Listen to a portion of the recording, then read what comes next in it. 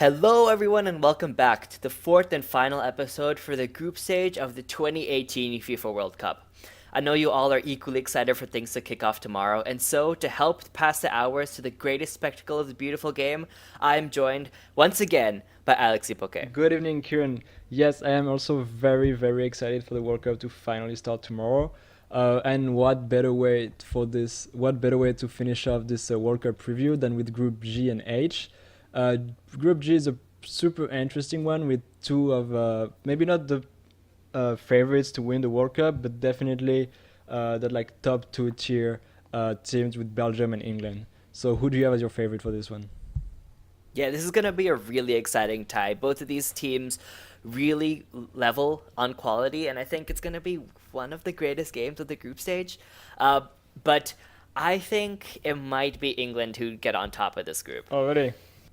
Yeah, definitely. I think just because of the lack of expectations on this England squad for once, and the actual plan that Gareth Southgate has put into this England squad, I feel like this is the best chance they have for actually doing well in the tournament. Yeah, it's true that England is usually expected to do well or has been expecting to do well for the past 12 to 15 years, and it's been pretty disappointing for their fans every time.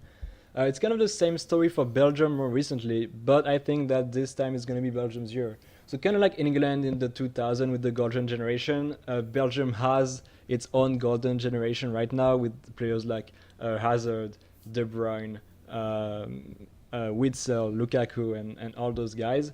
But I do think that this time is going to be the right time for them, and that they're going to capitalize on all the experience they've gained over the last few years, both individually in their clubs and together as a team over the last World Cup and the last Euro. So I just think that they just might do a better job than England for sure during the group stage, and then during the uh, in the round of 16 quarterfinal, etc. They might do pretty good as well. Yeah, I mean, you definitely are forgetting one massive star, Marwan Fellaini. Mhm. Um, No, I'm not I'm forgetting him. sharing incredibly underrated. Mm. But yeah, I think the dichotomy between the two teams is really interesting. I mean, as you mentioned there, Belgium having great superstars and really coming into that golden generation, while England kind of transitioning away from it. I feel like the lack of superstars in this England squad is incredibly refreshing. I feel like for the first time in a long time, the squad hasn't been picked just from the top teams, top players from the top teams, but actually with some sort of plan in mind. And I feel like Southgate was really smart to kind of emulate the Spurs model, because Spurs have a large number of key England players in terms of Eric Dyer, Dele Alli, Harry Kane, of course. So it's really smart for him to kind of take that model and bring it back to this England squad with a few additions here and there, like Trent Alexander Arnold and Jordan Henderson, to kind of shore things up around in different areas. Yeah, that's true, and I think that will work for England. I just don't think it's gonna work right now. I think that just it's too new for them yet. This World Cup, they're definitely gonna go through the group stage. It just won't be the right time for them to do anything big, just because they don't have that chemistry yet. And I think that's what Belgium has, and what's gonna allow them to finish first.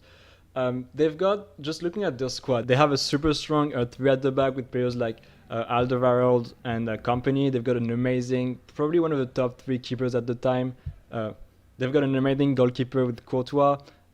In my opinion, one of the top three goalkeeper in the world right now.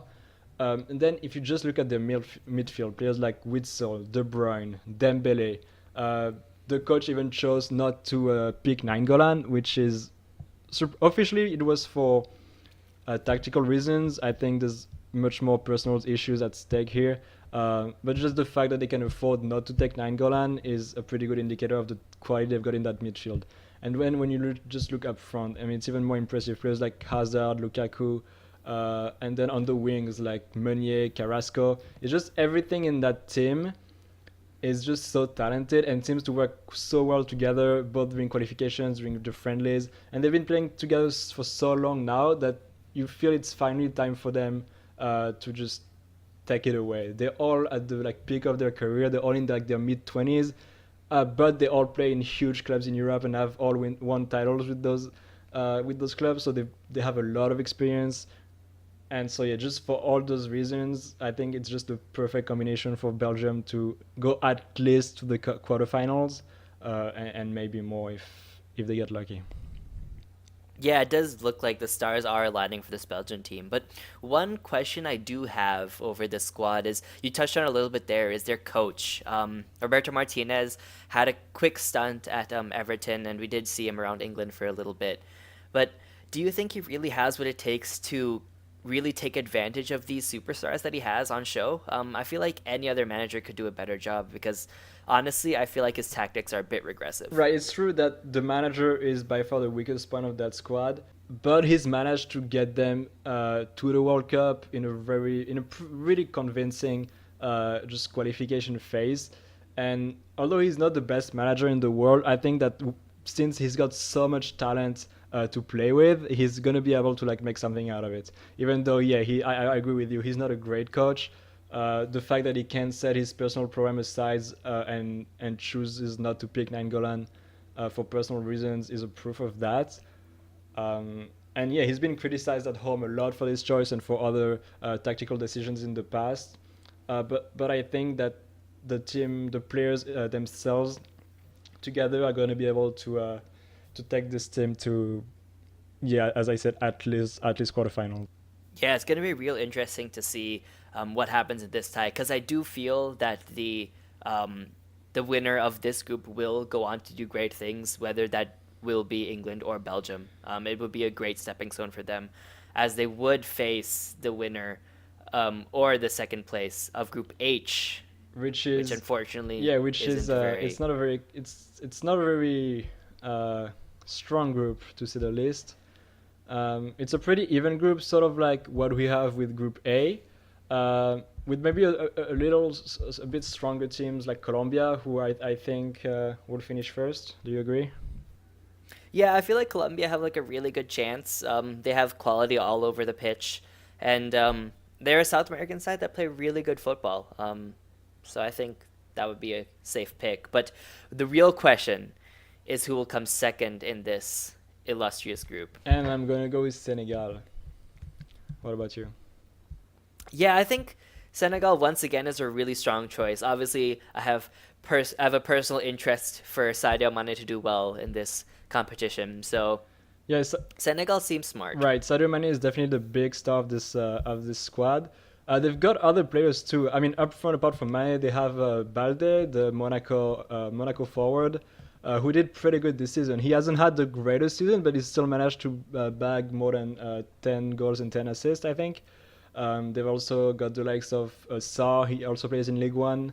He's a pretty small winger, but like really like super quick. Um, and so that's just for like the attack. And then they've got players in the midfield like Kouyaté and Gay, who are like experienced player. Gay plays for Everton. They're really strong. They're tactically intelligent players, and combined with a really strong defense, just led by the rock of Napoli, Koulibaly. I think they've got what it takes to finish second in this group. Yeah, definitely any players in that Napoli squad really do catch the eye because they played some amazing football earlier this season. Right, exactly. So we're not gonna lie to you. As you can probably tell, we don't know that much about Group H.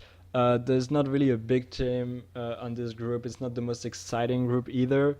So if you have any more thoughts on this group, just please let us know in the comments, and we'll definitely have a look at those. Yeah, definitely. We would love to do justice to every team here, but unfortunately, we just do not have the resources. So do let us know in the comments. We'd love to hear what you have to say. And that's a wrap for the last episode of our World Cup preview. Thank you so much for going on that little journey with us. We really hope we got you even more excited for the World Cup, which is starting tomorrow. Once again, don't forget to watch the previous episodes. We've now discussed every group, almost every team in this World Cup, their strengths, their weaknesses, and we gave our thoughts on who do we think are going to make it through. So please feel free to share your thoughts with us in the comments. Tell us if you think we're right, if you think we're wrong. We'd love to hear from you.